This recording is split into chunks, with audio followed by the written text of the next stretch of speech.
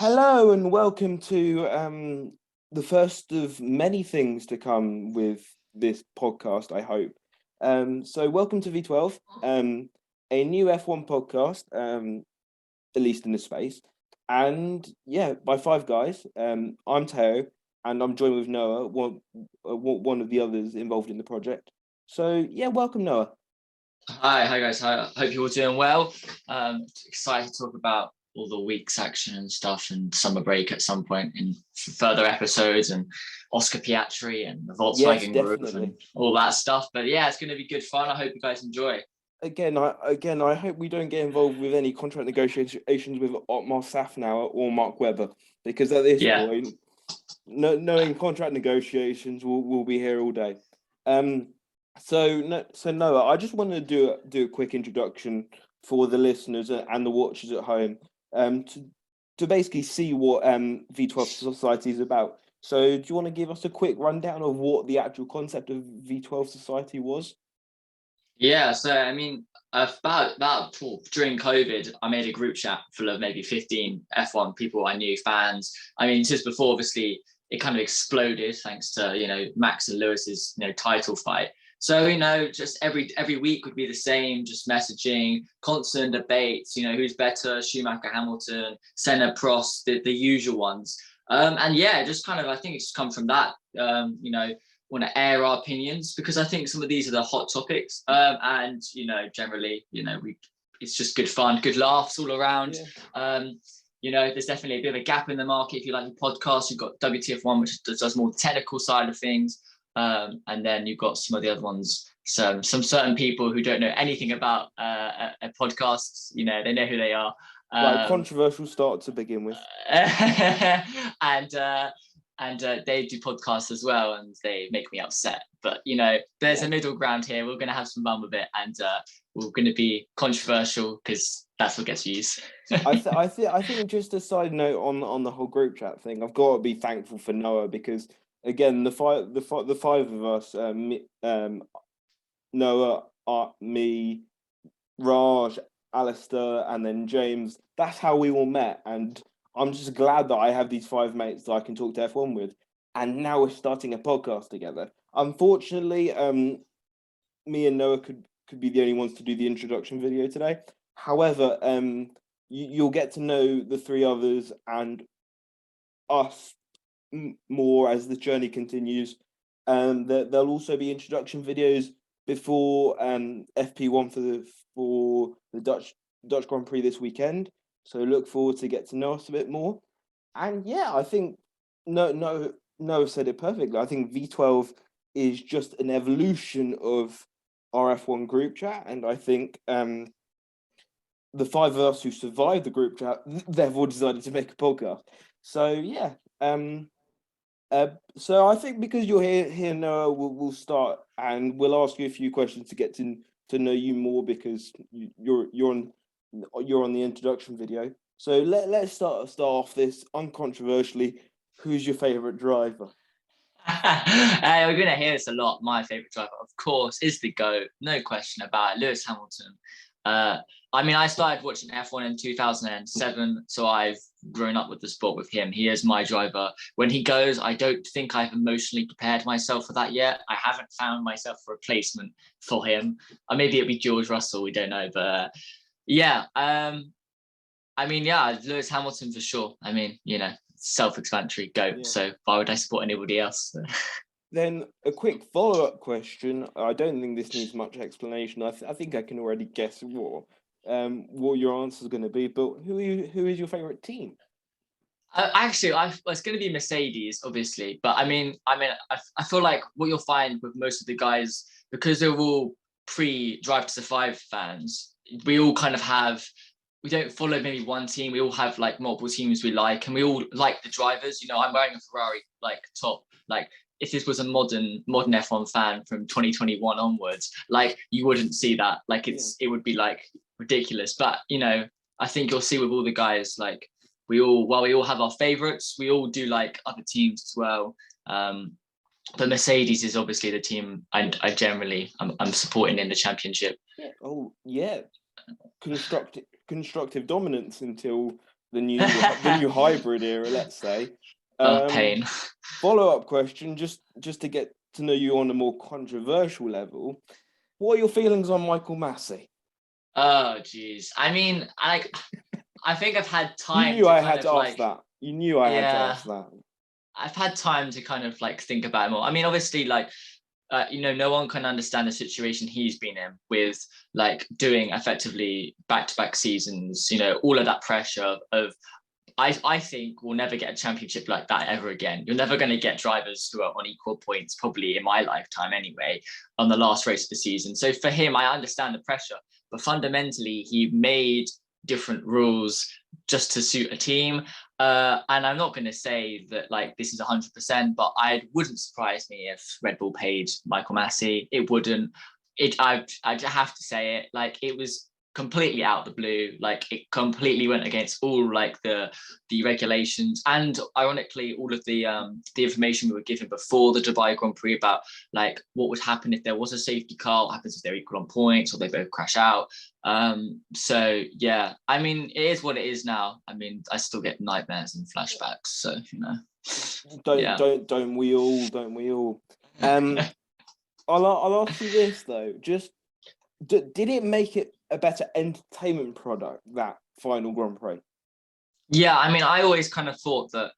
So it's weird because that season was such an emotional roller coaster, because by Mexico, I had already like subconsciously it was over in my head. Like, the season was over.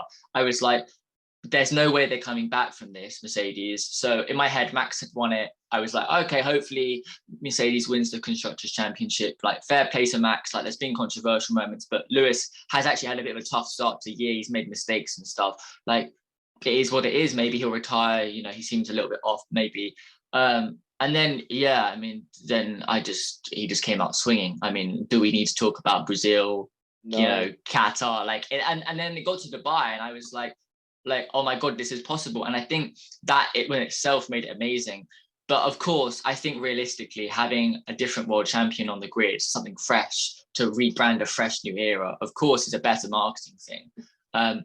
Because obviously new fans are coming in, as much as, I hate to say it, people don't like to watch the same old thing. Like, Lewis is the best of all time, but, I can understand people getting bored of the fact that he does win every single season.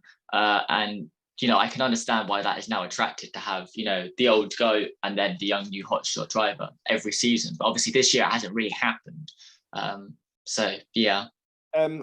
You make a very interesting point there, and I just want to harken back to your point about the new F1 fans generation of Drive to Survive, and then the want for unpredictability. But I think, because I genuinely think that we were of the generation where we appreciated the dominance. We appreciated a dominant champion. Schumacher, like Vettel, like we grew up with that.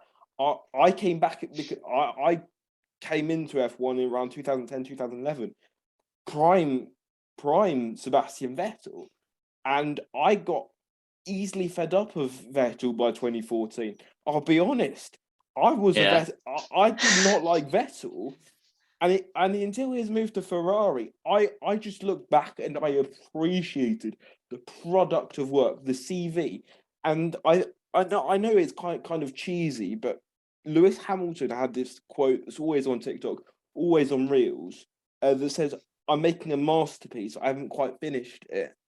And I love that quote because, again, like, in our generation, we have seen, let's say, two masterpieces. Let's say Sebastian Vettel, again, and then we went into the 8 years of Merc dominance.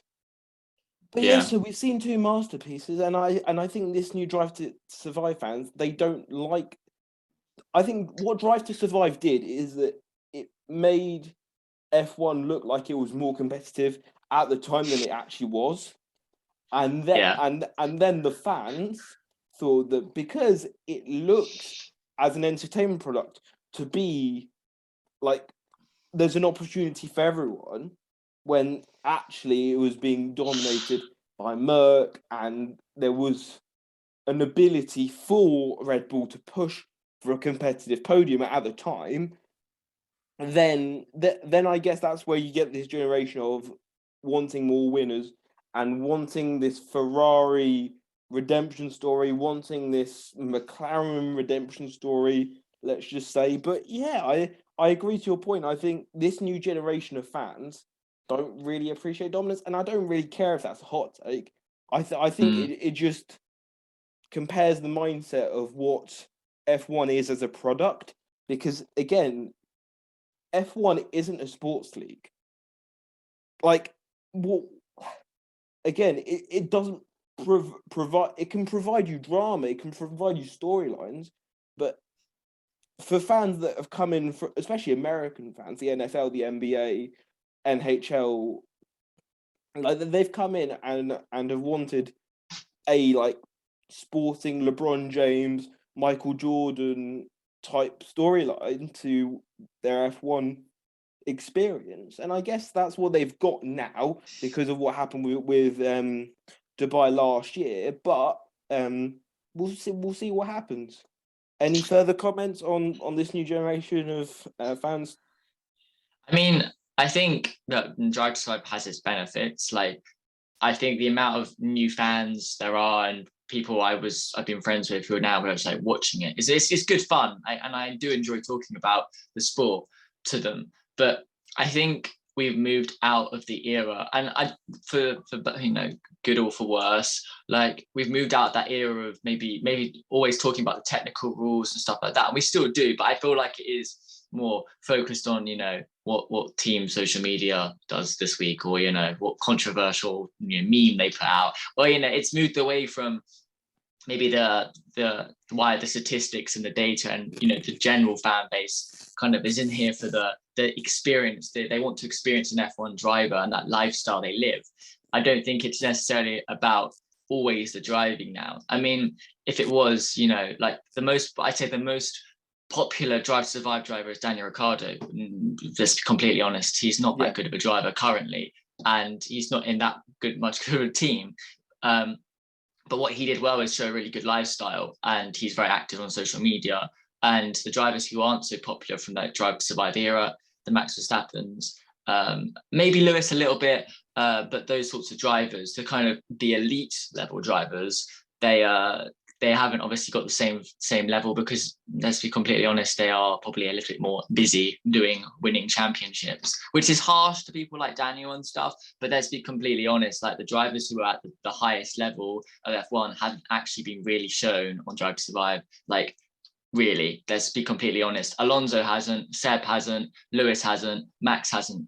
And I think Kimi might have been for one clip, like at the end of a season, I seem to remember. Yeah. So what I think it shows to me is that obviously the generations are changing, but I think Drive to Survive shows you the lower to mid levels really well. And that's great for those teams because they get more marketing and more sponsors, hopefully. But actually seeing the best drivers, Drive to Survive isn't the best for that, because you're not going to see them. They're too busy. Like the clips of Lewis last season, they weren't even clips. They were just like following him around the paddock, and then they had some cutscenes with him, like maybe 10, 15 minutes. Whereas with Daniel, they, season 2, whatever, they followed him to like Monaco or something. I can't see Max just letting that happen, or, in a title fight. But I mean, it could just be that, those guys are just wired slightly differently. I mean, Max is a young driver, but I mean, his dad is very much involved in his life as an F1 driver. But I mean, there's benefits and negatives to Drive to Survive. It's just one of those things. I think we have to kind of live with it now and just accept the fact that, they just know very little. But we're here to educate you. Welcome. Yes, exactly. Controversial take. I'm just going to finish up on this topic of the state of F1 on one last question. Do you think the paddock actually cares more about what who the best admin is and who the best F1 insiders are than the actual productivity and the communication between all the teams? I don't know. It's difficult. I just perceive it like that, because I just feel like admins of any sports teams nowadays are getting so creative with the empowerment of social media. It's just becoming fun to watch. Yeah, I think it is. I think, look, it's the way to engage fans. Realistically, it's obviously the 2022. Like, it's the way we engage people. It's, you know, short clips. It's, you know, TikTok. It's your Twitter, funny posts. But I don't know. I think, like, there's, like I said, there's benefits to it. Like, it engages new fans. It keeps us all amused. But, you know, fundamentally, like, I'm not here to watch what Mercedes put on their Twitter page. I'm here to watch Lewis Hamilton annihilate the field, or I'm here to watch, you know, good, hard, and fair racing between drivers and cool technical changes and the pit stops and that sort of stuff. You know, the Drive to Survive was a great idea and it worked really well for season one. It was cool to see what some of the lower teams kind of how they exist, but you know, I just don't think it's really, like, the last season was a bit crap, to be honest with you. You're not a big Gunther Steiner fan, are you? We're gonna come I mean, for you. We're gonna come for you. The Haas mob. The Haas mob. I mean, yeah, it's Haas. They exist. Oh, that's controversial, mate. Next time I see you, it's on. I'm only joking. But regardless, I'm just going to finish off this introduction video with asking you a plain and simple question. What is to come for V12 Society? Sorry, what? What is to come for V12 Society? I don't know. I mean, we'll have to see. I think there's a lot of ways we can go and a lot of things we can do with it. I just want people to enjoy the content. So, I mean, have a good laugh, lot of talking shit and a lot of controversial points, but also to give you guys, maybe if you're Drive to Survive fans, you know, to help you guys, you know, tell you the fun stuff and, you know, it's that sort of side as well. It's not just about the lifestyle of an F1 driver. It's, you know, the actual driving. And right. You know. I definitely think you've picked a target audience for us already. But on that note, I just want to say thank you for watching or listening. Remember, this podcast is available on all audio platforms, and please subscribe, like, and share the video. Make sure you save and share our Instagram reels and our TikToks for our clips. And yeah, thank you for listening and thank you for watching. I've been Theo and this has been Noah and Noah. So cheers. Yeah. Thank you, guys.